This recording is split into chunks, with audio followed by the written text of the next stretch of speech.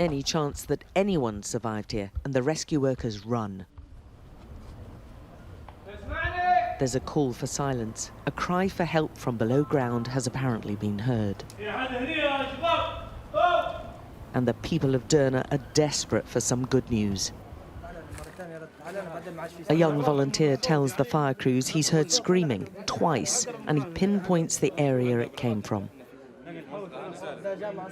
But there's no heavy lifting equipment, so their efforts are by hand.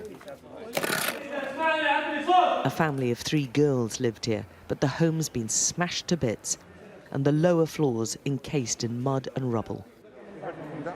The volunteer who raised the alarm tells us he's certain he heard a scream. I'm sure, he says, 100%. But the city's been overwhelmed at the scale of the disaster and struggled to help every family with missing relatives. There was very little specialised equipment and few skilled rescuers on the ground in the crucial first few days. A number of international teams are now in place. This one is Russian and experienced in these challenging disaster zones. But more than a week on, the chances of finding anyone alive now are radically diminished. And this team knows it's almost certainly looking to retrieve bodies, which at least might give the relatives the chance of a funeral.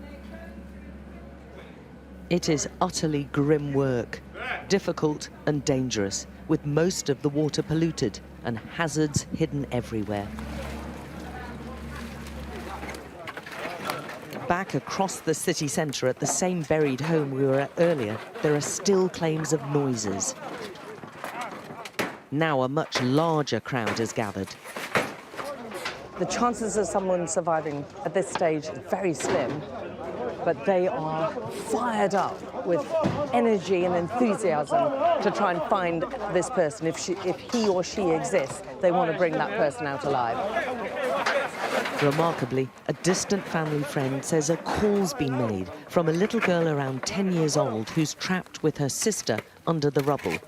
That's enough to add yet more energy to this search. People tell me somebody before 13 hours call him. It's under the floor, but the telephone charge is closed. Gone? Yeah, and give me the number of... the house? Yeah, his house. And now, when we search, I think it's in this area. A call for quiet again. As the band of volunteer rescuers and soldiers grows, so does the excitement. They listen again for further noises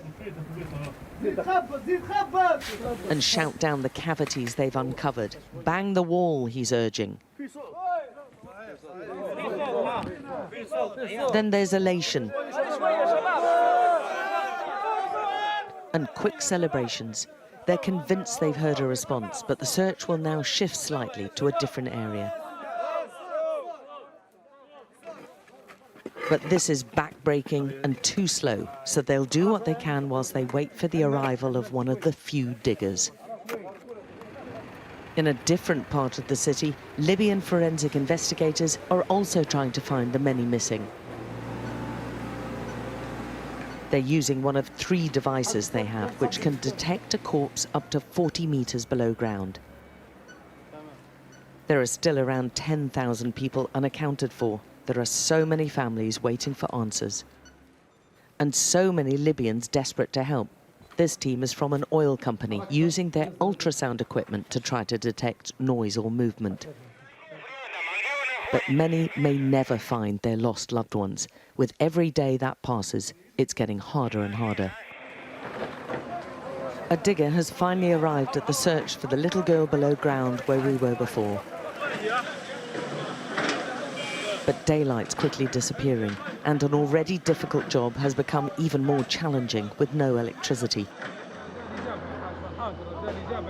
The huge slabs of concrete are much more easily shifted now, but the only light the searchers have is from their mobile phones, a few torches, and our camera. The digging goes on for hours more, but with little to show for it. No one's hearing any more sounds below ground now. Hope alone has fueled this search. Hope and faith and a collective desire to help. The rescue team feel like they failed, but with so much stacked against them from the off. In truth, they, the little girl, and all the people of this city stood little chance. Alex Crawford, Sky News in Derna.